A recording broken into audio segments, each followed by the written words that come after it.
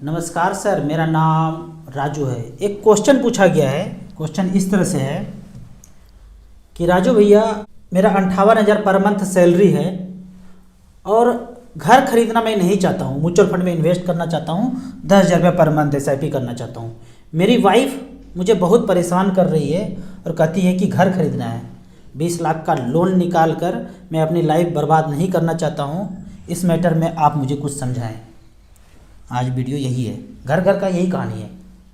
तो एक बेहतरीन गाना है किशोर कुमार का, दुश्मन न करे दोस्त ने वो काम किया है, उम्र भर का गम हमें इनाम दिया है। ये जो है ना, सबसे बड़ा दुश्मन कोई बाहर का दुश्मन नहीं है, घर का ही है। अगर तो आपने लोन ले लिया, बवंडर है ज़िंदगी में, दोस्त बन के दुश्मनी का काम हो जाएगा। चाहे जिसका भी बात मान लिया, हमने तो आज तक बात नहीं माना, कभी नहीं माना, और सब खुश हैं। ऐसा नहीं कि मेरी वाइफ दुखी है, उनका बात नहीं माना तो वो दुखी है। आज कहती है कभी कभी मन बहुत अच्छा हो तो कहती है बहुत अच्छा किया, अब हमारा बात नहीं माने। तो ऐसे ही है। अगर आप 50 लाख के लोन का EMI देखेंगे, ये मान के चलता हूँ कि आप 20-30 लाख लोन ले रहे होंगे और बाकी पैसा अपना इन्वेस्ट कर रहे होंगे, पर मैं टोटली मानता हूँ कि 50 लाख का EMI 8% का ही हाउस लोन हो, 20 साल के लिए 41,822 रुपया EMI बनता है।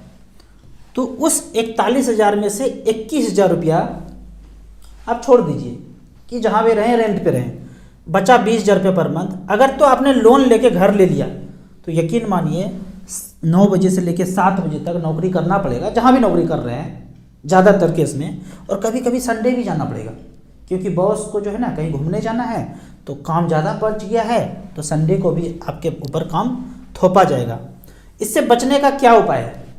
मैंने अपनी ज़िंदगी में क्या किया, अपनी वाइफ के नाम पे अकाउंट खोलिए, उनके नाम पे म्यूचुअल फंड कीजिए। मैंने यही किया, उनके नाम पे म्यूचुअल फंड किया। होता ये है ना कि वाइफ लोग जो है ना अनसिक्योर फील करती है, उनको हर चीज़ में सेफ्टी सिक्योरिटी चाहिए। उनको ऐसा भी लगता है कि लड़का तो छैल छबीला है, पता नहीं 100 टन को सारा पैसा दे दिया तो कहाँ जाता है काम करने, क्या होता है हमें क्या पता। तो सेफ्टी चाहिए, सिक्योरिटी चाहिए। उनका कहना भी सही है। तो उनके नाम पे आप अकाउंट खोल दीजिए, उनके नाम पे 20,000 रुपये पर मंथ SIP चलने दीजिए। ये 20,000 रुपये पर मंथ बचाइए और उनके नाम पे जाना दीजिए। नाम रहना चाहिए उनका प्रियंका देवी, उनका घर का पता, नाम, सब कुछ। नॉमिनी का नाम बच्चे को देना है तो बच्चे का, या अपना खुद का नाम देना है तो वही दे दीजिए। अगर तो 20,000 रुपये पर मंथ का SIP चला दिए, जो कि मैंने चलाया था उनके नाम पे, तो कभी मुझे बोलती नहीं थी कि घर खरीद लिए। कभी कभी भूत तो तब भी जगता था, भूत तो जगना ही जगना है। वो ऐसा खोपड़ी ही है कि भूत तो कभी ना कभी 2-3 महीना में जग ही जाता है, लेकिन जो रेगुलर जो कहने का आदत था ना, वो छूट जाएगा। क्योंकि उनको भी पता चल जाएगा पैसा तो हमारे नाम पे जमा हो रहा है, तो बोलूँगा किसको। मैं तो हर बार बोलता था, भूत जब जागता था कि फ्लैट खरीदना है तो जाके खरीद लो, तुम्हारे अकाउंट में है ही पैसा, जाके खरीद लो फ्लैट। फिर चुप, फिर 3 महीना बाद फिर से भूत जागता था, घर खरीदना है, अभी तक घर नहीं है, जाके खरीद लो। तो ऐसे करना है, उनके नाम पे आप पैसा जमा करते रहिए। जैसे भूत जागे बोले भाई रिडीम करो, खरीद लो। तो 20,000 रुपये पर मंथ यदि कर दिया,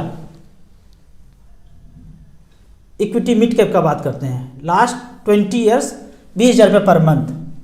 सुंदरम मिड कैप ने 2003 से लेके 20,000 रुपया चलता रहा। ये पता है कि आगे का कहानी नहीं है, आगे का कहानी कैसे बता सकता हूँ, पीछे ही बता सकता हूँ ना जो हुआ है। 48 लाख जमा हुआ है, 4 करोड़ 4 लाख रुपया हुआ है। Nippon India growth fund mid cap category में 48 लाख का वैल्यू 3 करोड़ 90 लाख बनाया है। ये आप दोनों बैठ के सोचे भी नहीं होंगे कि कभी जिंदगी में 1 करोड़ रुपया हो सकता है क्या? कभी नहीं सोचा, कोई नहीं सोचता है मिडिल क्लास आदमी कि हमारे जैसे लोगों को इतना ही पैसा है तो क्या ज़िंदगी में 1 करोड़ का वेल्थ क्रिएशन हो सकता है? आराम से हो सकता है, बस खोपड़ी का ब्लूटूथ ऑन करना है। फ्रैंकलिन इंडिया प्राइमा फंड 20,000 रुपये पर मंथ जमा होता रहा 2003 से लेकर 2023 तक। 48 लाख जमा हुआ है, 3 करोड़ 31 लाख बन गया है। सबसे खराब वाले फंड का बात करते हैं, क्वांट मिड कैप, इसके कैटेगरी में सबसे नीचे जो है 2003 से लेकर 2023 तक जमा हुआ है 48 लाख वैल्यू है। सबसे बॉटम वाला फंड भी 2 करोड़ 11 लाख बनाया है।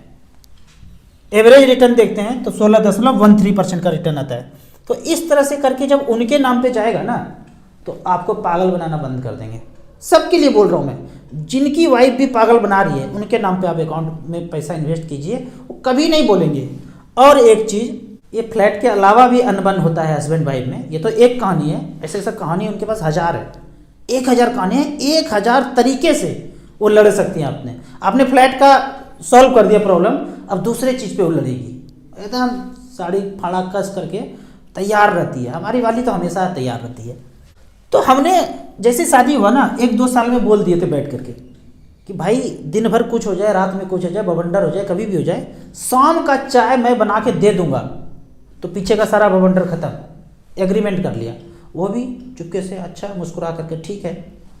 तो ऐसा कुछ बवंडर अनबन होता है ना, तो शाम में उठूंगा, लंच करने के बाद सोऊंगा 1-2 घंटा। रोज़ ऐसी कहानी है, 5-6 बजे उठा, आधा कप मैं पिया, 1 कप उनको दे दिया, बना के दे दिया। पीछे अगर बवंडर हुआ है, हमारे केस में क्या है, हमारे यहाँ बवंडर होता है तो 3 दिन बंद, बाकी बंद, खाना भी बंद, ऐसे ही है बवंडर। लेकिन शाम वाला चाय मैं दे ही देता हूँ।